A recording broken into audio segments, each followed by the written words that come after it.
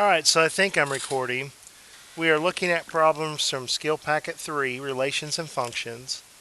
And in this Skill 3E, we are taking a look at using two old functions to create a new function. And we're doing it through the operations of addition, subtraction, multiplication, division, and then eventually a new operation with functions, function composition. But for right now, we're just looking at addition and subtraction. So they're giving me the function f. They're giving me an equation for the function of g, and they're asking me to find the domain of a new function f minus g. So first, it's pretty interesting that we actually can find that answer without ever finding a formula for this new function f minus g, because we can take the domain of f and intersect it with the domain of g to get the domain of what they want for f minus g. So I start out the domain of any function given an equation. You say that it's a set of all real numbers. The set of all real numbers, excluding any values that cause division by 0, and also excluding any values that cause us to take the square root of a negative number. I don't have any square roots in f, but I do have a variable in the denominator. I'm concerned about, does 3x minus 12 ever equal 0? Is there a solution to this equation? Well, sure there is. Add 12 and divide by 3, and you get that x is equal to 4. We do not want 4 to be in the domain, because if you tried to evaluate this function at 4, you don't get a y value. It's undefined. So 4 can't be in the domain of this function.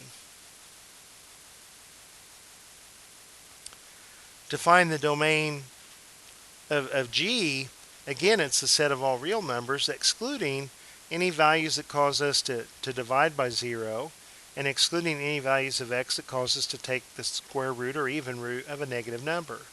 So since this is in the denominator, this 16 minus 2x can't equal 0, and since it's underneath a radical, it can't be negative.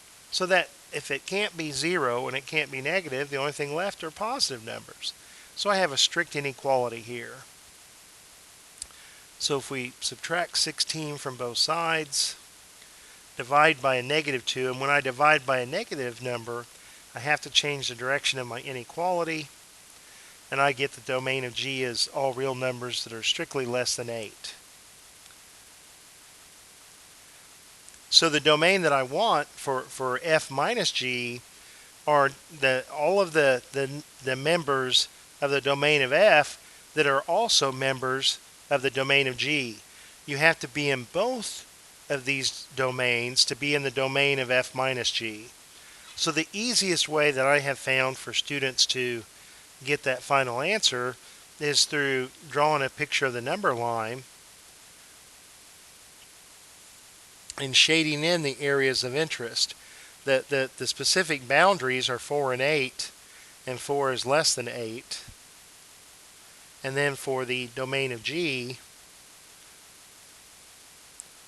we'll use the same portion of the number line. And for our answer, f minus g,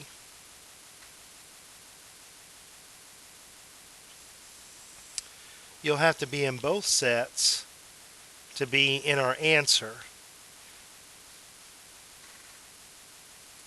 So the numbers that are in this first set, the domain of f, were all numbers except the number 4.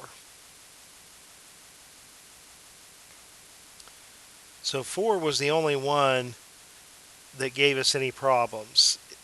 If you tried to evaluate the function at 4, you had division by 0, and f evaluated at 4 was undefined. Well, g evaluated at 8 is going to be undefined also.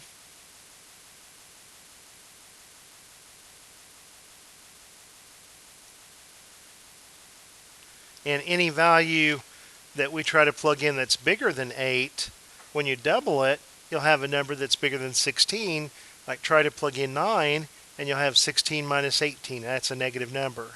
So we need numbers that are smaller than, strictly smaller than 8, because if we tried to evaluate the function at 8, we'd have 48 divided by 0, and that's undefined. So now, to be in our final answer, the domain of f minus g, you have to be in both sets. It has to be a member of the domain of f, and it has to be in the member of the domain of g.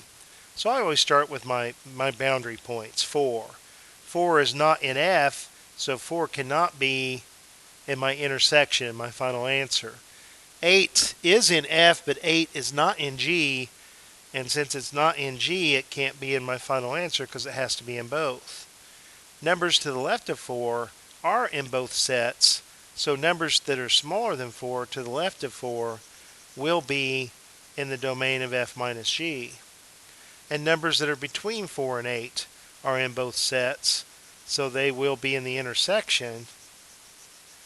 But numbers that are larger than 8 are not in the set of g, the domain of g, so therefore they won't be in the intersection. So I need to describe the set of numbers that I've shaded in green here. Too many to list because there's infinitely many. So we use interval notation to describe them. So the domain of f minus g is, well, the arrow is shaded, so that's negative infinity all the way up to positive 4, excluding positive 4, and then from 4 to 8, excluding positive 8, and there's my answer. That's the domain. If you pick numbers in this shaded region or in this shaded region, and you plug them into the individual functions f and g, you'll get two numbers that you can subtract to be in the range of f minus g. Hope that helps.